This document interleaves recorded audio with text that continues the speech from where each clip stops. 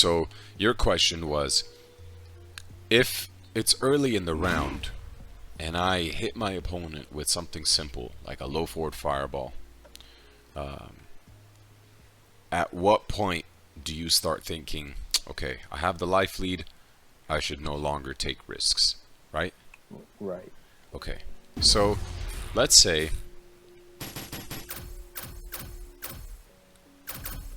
that you did hit your opponent. Sorry, their block is turned on. No guard. Okay. Okay. All right. Bam. So yeah, you have the life lead, but you obviously don't have that much of a life lead, and it's still early on. Early on in the game, especially like the first match, first round. Let's say you're in a tournament match, okay? So it's a 2 out of 3. First match, first round. If you're gonna hit your opponent with a low forward fireball, this is the round where you have to be as experimental as you can. Obviously being smart about it, but as experimental as you can, because you want to see whether or not this is an opponent that you can take risks against. This is an opponent that you could control the neutral against. This is an opponent that you can't really control the neutral against because either he's better than you in the neutral, or he's being very random in the neutral. So multiple different things that you have to address in that first round to make it a little easier for you to play the way you want to play in rounds 2 or 3, and then match 2 or match 3. Does that make sense? Yes. So within that first round, or in the early round, hitting somebody with a low forward fireball, it doesn't mean that, okay, I have the life lead now, so I just got to hold down back. What I do is, if I hit somebody with a low forward fireball, I'll press my dominance, you know? I'll be dominant to show him that I'm not just gonna be passive in the matchup. I want to be aggressive a little bit because I just hit him and I want to control the neutral. See, this is a move for Shotos that controls neutral. That low forward fireball checks him low, and it's a good amount of damage, and then you can walk up and do it again. But you don't, it's not like you're over here doing this into jumping, right? It's not like you're over here doing this into dash dash grab, right? You want to approach your opponent safely because you do have the life lead, but you could afford to take a risk. Okay, so let's say you hit him with a low forward fireball. Like, that's a very normal thing right there. And that's accepted. That's okay, because look, it's like you're doing this and then you kind of like playing it safe a little bit, you know, just to make sure he doesn't jump in on you or anything. Okay, he didn't do it, so I'm going to walk up and low forward fireball again, see if it works. Where it would be a little too risky is if you start doing something like... Right. See? So, but where it would be a little less risky would be... See? That one fireball, because that one fireball is kind of still in that range. Right. Right? So, it's okay to take risks early in the round, but you want to make sure that your risk is not so risky, and you want to make sure that your risk is a calculated risk. When I say calculated risk, I mean there is a thought process behind the risk that will lead you to think that your risk is going to work because of X, Y, and Z that you noticed beforehand. Right. So for example, the round starts, round 1, fight. X would be, what does he do when I walk forward? Y would be, does he walk forward too? In the beginning of the round, as I'm walking forward, did he walk forward as well, or did he walk back? Okay, that's Y. And Z is that he didn't press a button when you did this. oops, when you did this. So bam, you got X, Y, and Z, and he got clipped by the low forward into the fireball. So that tells you, okay, now if I want to take a little riskier risk, it's because X, Y, and Z put together allows me to calculate that this person is going to be holding down back because I just clipped him with the low forward and he wasn't really doing anything when I walked up at him. And I don't think he's going to jump. So because X plus Y plus Z, because X, Y, and because I thought that, I'm going to take the risk of doing this.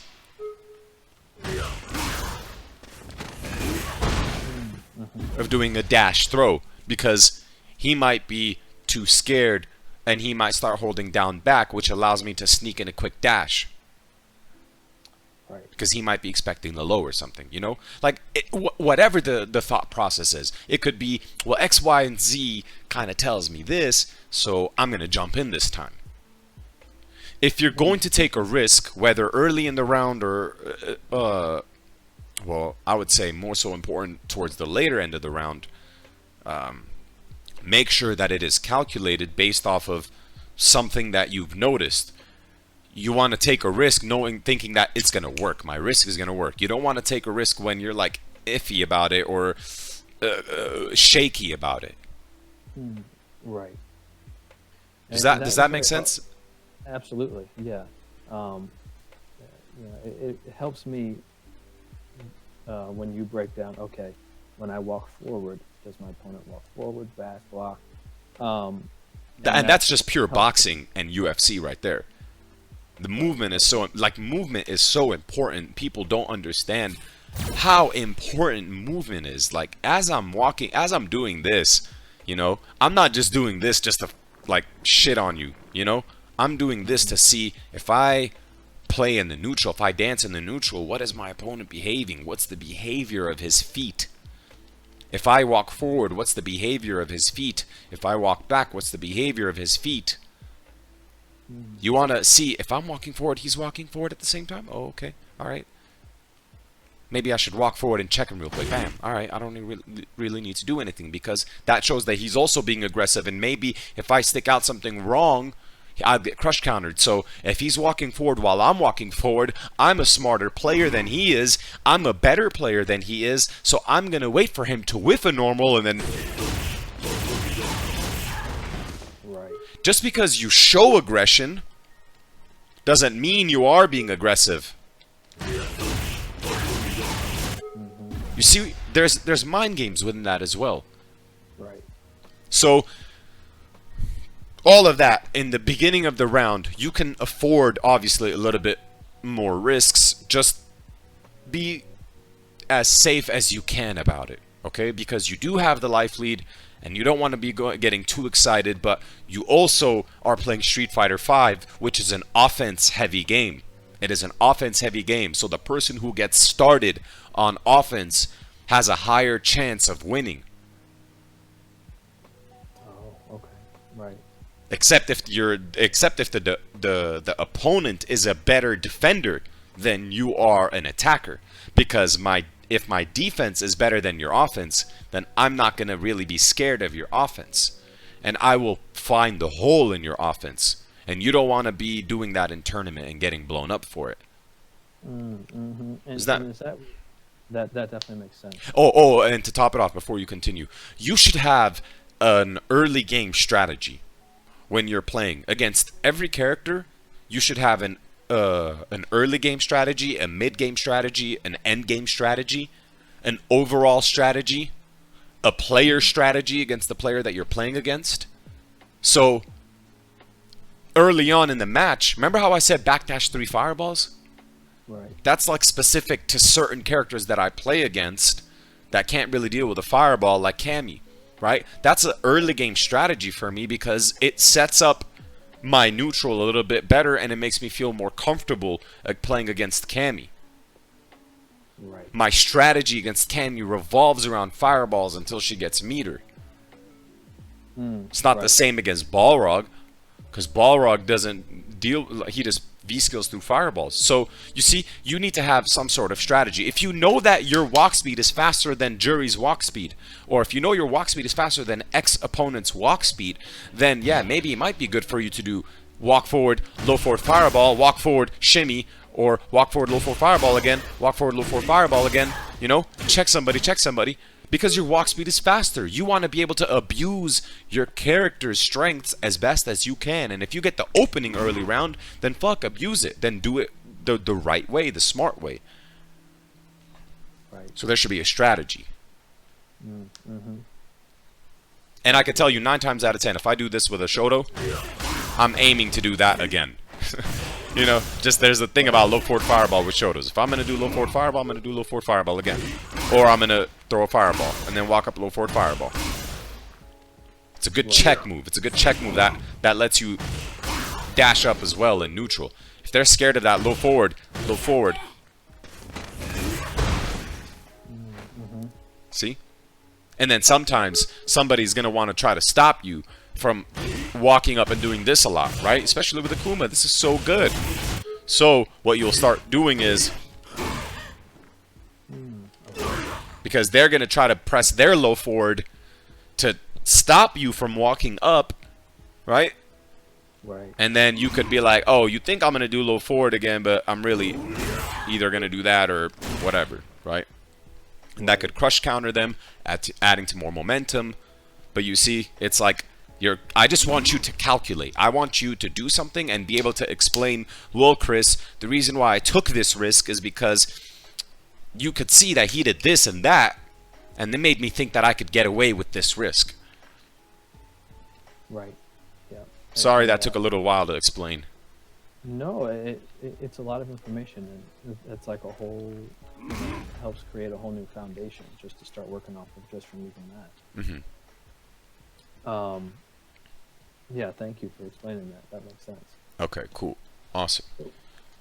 Any other like questions before we go into a replay? Yes. So when my opponent does have meter, well, sorry, let me start over. When you are pressing a meaty button on your opponent's wake up, do you go for a button that would lead into a combo? Like usually I use Akuma's crouch medium punch. Or do you go for a heavy button that would crush counter them if they just try to wake up jab or something like that? Well, what is Akuma's crouching fierce actually? I need to see. It's +3. So that's a great question because with Ken I don't have a plus crush counter button. My standing fierce is -3. So if I'm going to press a heavy button to try to crush counter them on their wake up, I'm giving up my turn if they block. Oh, okay. Whereas you're not giving up your turn. You could do that. Or that. I don't know what else you could do. But, you know, since you're +3 off of this, you could do that. So it varies within characters, but I'll tell you this. Okay. There's no like set button that I will press that will okay, let me re-answer that. Okay, so you asked, do I press like a medium button in order to start a combo? Do I press like a light button or a crush counter button? It all depends on what your opponent has shown you. If he's a little nuttier in neutral, if he's a little nuttier on wake up, then I would say there's no harm in trying to do this on their wake up because you have a lot of active frames, it's priority, and if it crush counters, you get a lot of momentum and V meter from it. And you're plus off of it. So I mean, you could follow up technically with that, and then if it doesn't work, it doesn't work. You're still in this situation, which is a good situation for Akuma. Okay, right. Yes, good spacing. But if you want to get like a combo, I mean, there's nothing wrong with you starting off with whatever the combo might be that you do with Akuma. There's nothing wrong with starting with a medium. I think like it's easier to time a meaty with a medium than it is with a light or a fierce. Right. right? It's just easier to time a meaty with a medium. And your medium is +2. Oh no, it's +3. What the hell? So the only thing you're giving up is, you see how far that pushes you? Right. See the difference? Yes. So you would be giving up a crush counter if you do get a counter hit on this, but it's still, you're still gonna get a fat ass combo, whatever the combo is, whatever that, you know. Right. You usually go into, and I've been trying to pay more attention to not ending my turn, because I'll often go crouch medium punch into medium kick. But the medium kick, That'll end your turn. Right, and that's an area where probably will be a future lesson that I'm trying to wrap my head around, how to not end my turn. You know, I think I have a lot more basics to work on. Yes, yes, I agree with you. I agree with that. That you have a lot more basics to work on first before you start going into how to not end your turn, because that takes a lot of theory fighting. Okay. But if you are doing this a lot, I would say follow up with that, because you don't really, Akuma doesn't really get punished for that, does he? No, he seems to be far enough away. Nothing major would hit him. Right. Or if you're, that's also really good. You want to do this a lot in neutral. If you're not doing that in neutral, by the way, start doing that shit in neutral. No, not that, not to go on that one. So that leads me into another question. Do you use option selects a lot when you No, are... not in this game. I literally never use an option select in this game. Only with run after standing fierce with Ken, because Ken can delay the run. I've never used an option select in this game.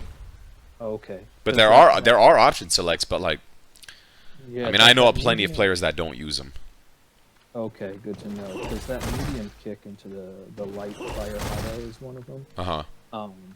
But that got me thinking. Okay, well, that if it hits on hit or block, it automatically ends my turn, and also I would just be like whiffing a medium kick, with with the option select waiting for it to go through. Yeah, but I mean, I'm not like whiff punishing this against the Kuma.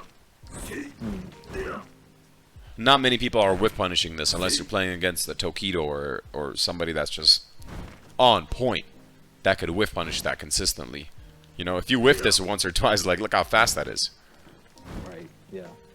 So it'd be difficult to whiff. And it's dangerous for them to try to whiff punish it, because all it takes is that.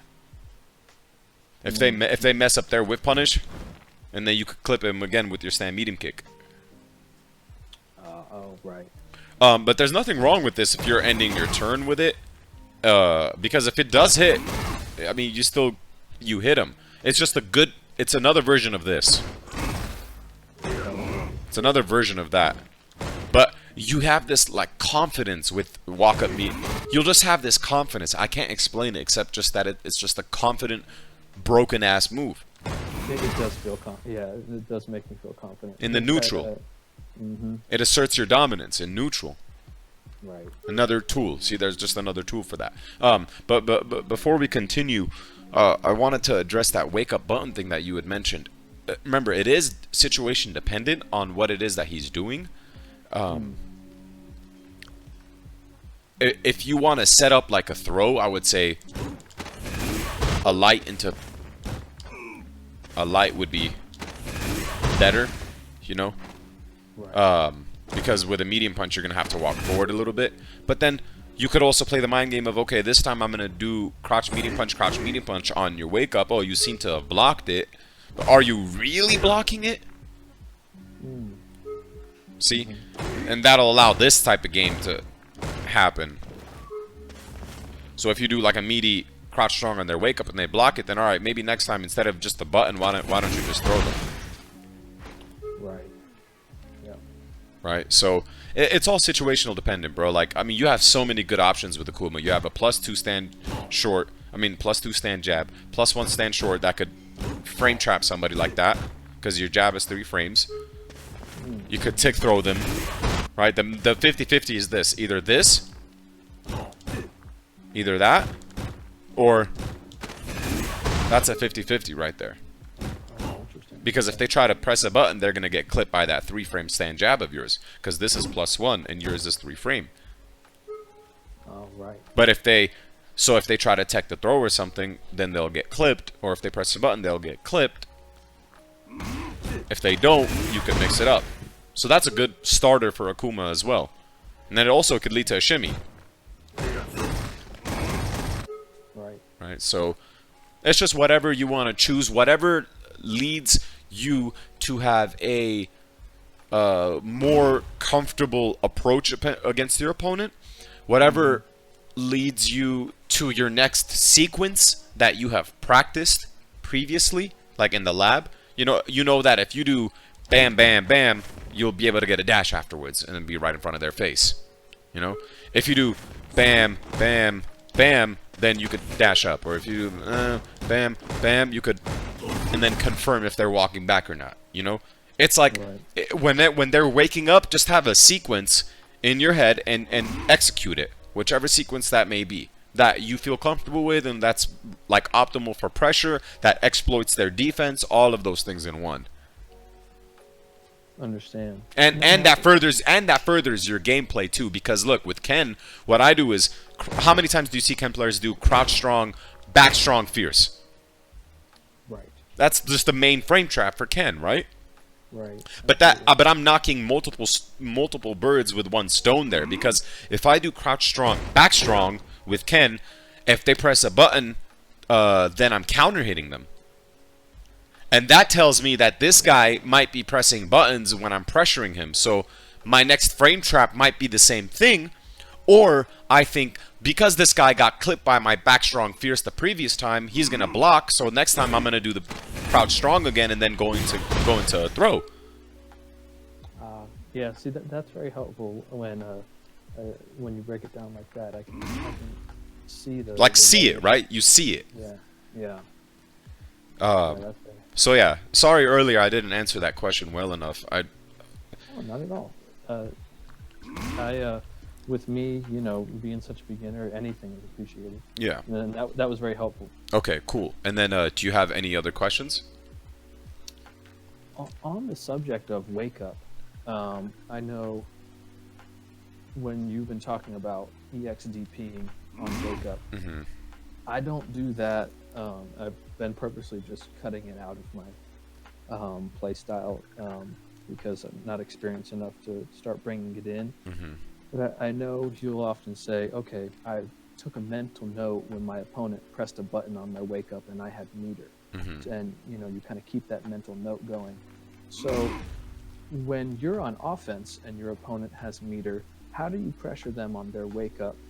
Only if I know 100% they're not gonna wake up EXDP.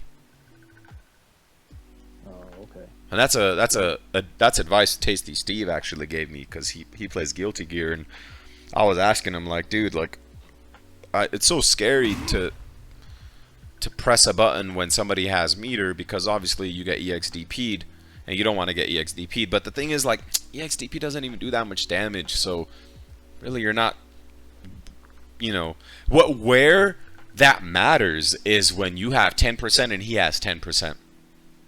Okay. You see? Yeah. Like, if I eat an EXDP here, okay, I don't really trip. If I eat an EXDP with 50%, I don't really trip. But when it's the game deciding situation where you knocked your opponent down, the next hit is going to kill, he has bar, is it worth it for you to take the risk? Because if he doesn't wake up EXDP, he could probably press a button and then activate V-trigger, and then bam, now you're in the 50-50. Oh, so even a shimmy at that point wouldn't really be a good option, because he could... Well, I mean, it could be, but think about it. If, like, how many the mix-up is, am I gonna wake up EXDP? Am I gonna block, or am I gonna block / try to tech a throw, or am I gonna wake up button and to activate V-trigger? You know, all those things matter as well. Does he have V-trigger locked up? If he does, then how often do you see somebody wake up and activate V-trigger from it? So,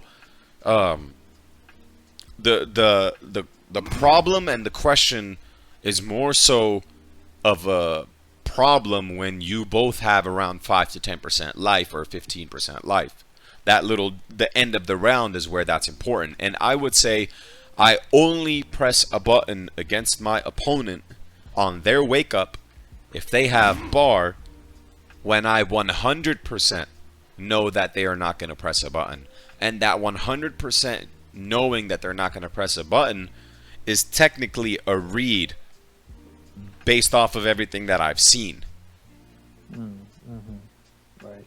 So that 100% I know you're not going to wake up EXDP could literally be completely incorrect, and then he does wake up EXDP and I lose. But at least I did the button in my head with the confidence of pressing that button. I don't want to ever do anything that's like where my hands are like shaky. I don't want to be shaky with my decisions. If I'm going to put my balls on the line, I'm putting my balls on the line. No regrets. But then again, if I'm a little unsure, then yeah, I would like, you know, not press a button on their wake up and maybe try to beat them in the neutral, even with that 10% life. But then again, I wouldn't walk back all the way over here. I would probably stay a little close to them. But with that being said, you're in range now for that. If they wake up with like a, oh, now you're in the 50-50.